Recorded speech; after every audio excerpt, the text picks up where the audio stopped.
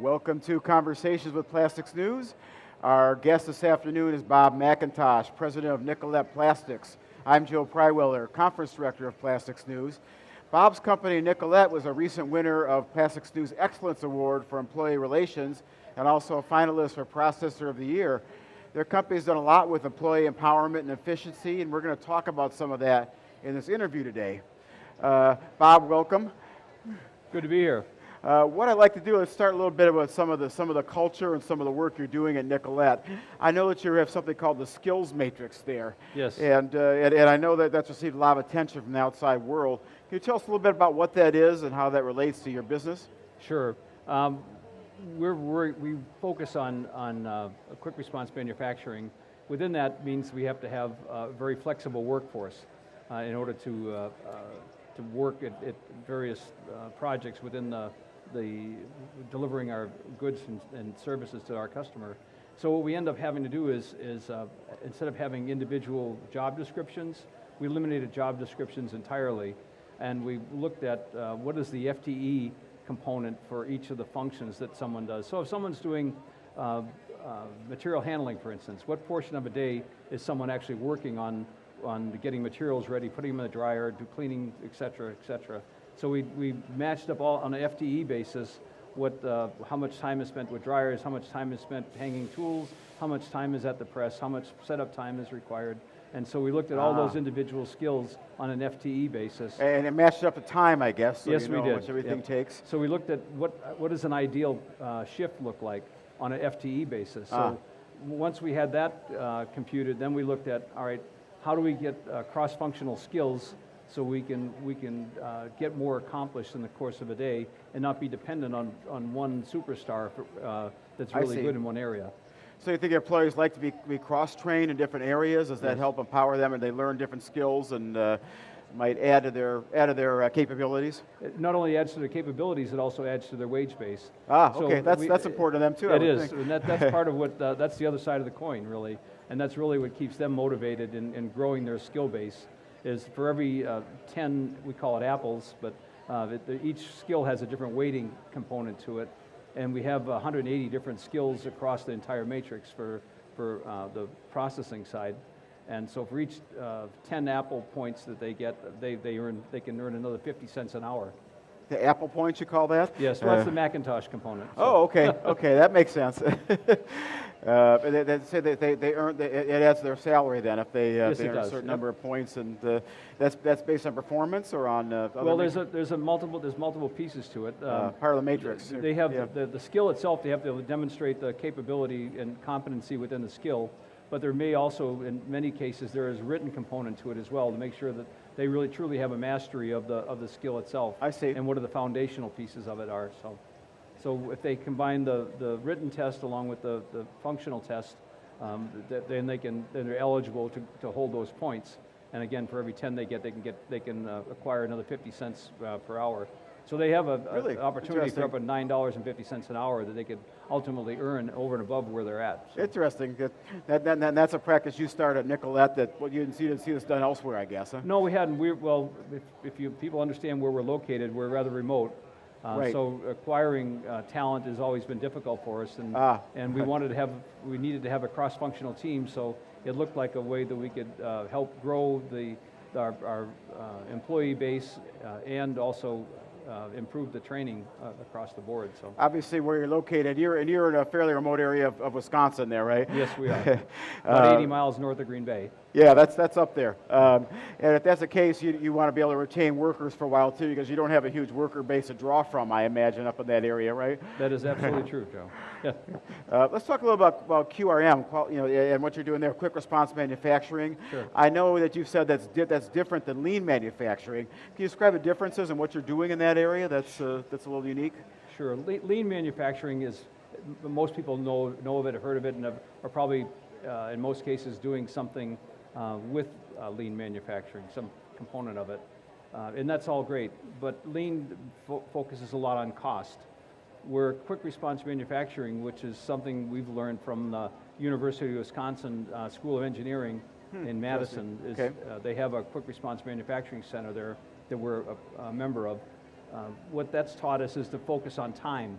And we use time as for all of our metrics even. So where some people may be looking at scrap, for instance, as a component of percentage of sales, or we look at scrap as a percentage of time that we've actually, of production. And so we use time metrics for almost everything. So scrap is a percentage of time. You say, how do you? Well, if you look at what scrap really costs you, it's the time that you made the scrap component. You have you have that. Now you have to make it over. So you have that time component, and also you have the opportunity that you could have been running in there while you're making scrap, or you're having to remake the replacement parts. I see. So it's a threefold number. So we pay a lot of attention to that.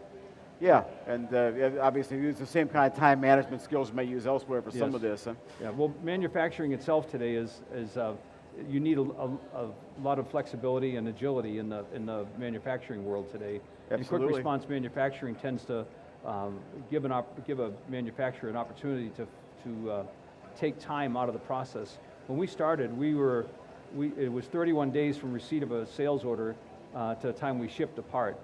Now we're doing for our QRM customers, we're doing 7 days from receipt of order to shipment of part. Wow, quite efficient, and Yes. This process helps with that, huh? Well, it does, and what it really helps you with is velocity, and that's the payback. So that from the time you get an order to the time you get $1 is accelerated significantly. Right, I'm sure customers appreciate that too, huh? They do, because it minimizes the amount of inventory that they have to hold. Right.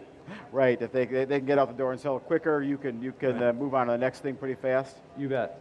You've also described something called, I think it's the Amazon effect with QRM, right? Right. What is that, and does that relate to Amazon and some of their methods? Well, what you look at is what the effect that Amazon's having on the marketplace.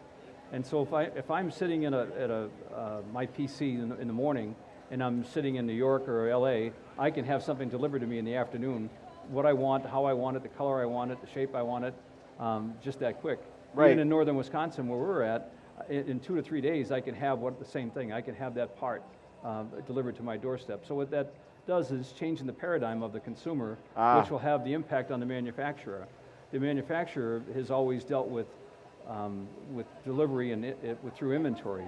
That's their way to manage the demand side of it. And now they believe that with the great analytics that they can do this accurately, and they can forecast in a sense what the consumer is going to want. But there's danger always in doing that. So if they're manufacturing ahead of time to make sure they can meet that instant demand, Right. There's opportunity for obsolescence. Right. The consumer could go from favoring pink to favoring blue. Sure. Just overnight on you. And so would you rather have 5 days of inventory or 45 days?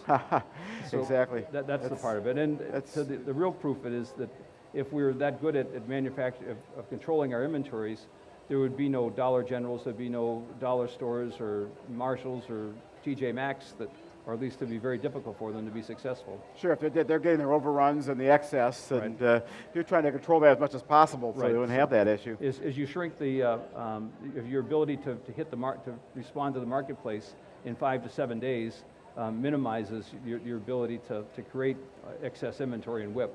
Right, and have some of those issues anyway. Sure. Shelf velocity is a key component of that, I guess. You bet. Getting it off there.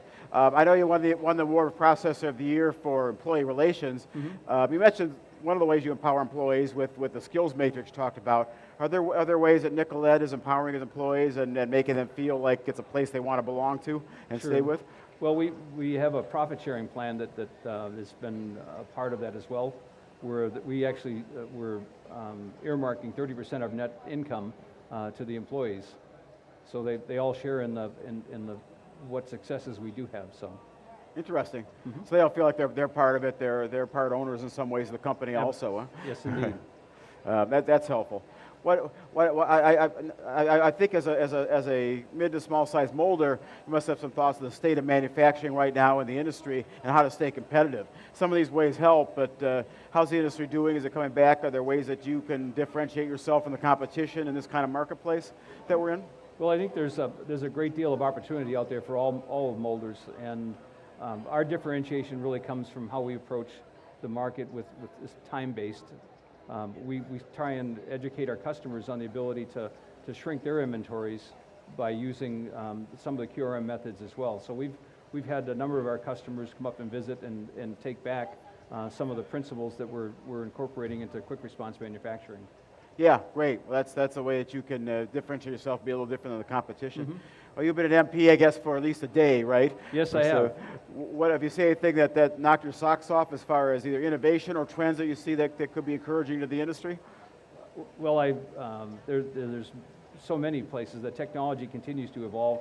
The use of automation, and this is this is an issue that sometimes scares the employee. But we've really tried to instill upon them that we want to use automation to help them, to take the burden off of them, to allow them to use their minds, their eyes, and their ears, and not rely on their brawn and their back to get work done. Ah, that's interesting. So you want them to be more the controllers, the operators, as opposed to the people that are actually doing that. Absolutely. In some cases. So we want them looking for those opportunities to apply technology to what they're doing. Sure, use their brains instead of their brawn, I guess, in some cases. Absolutely. With this. Yeah, I've seen a lot of that here with robotics, automation, and a lot of things as we move forward. Great. Well, Bob MacIntosh, Nicolet Plastics, thank you very much for your time and for your interview here at the Conversations with Plastics News, and best of luck in the future. Well, thank you very much.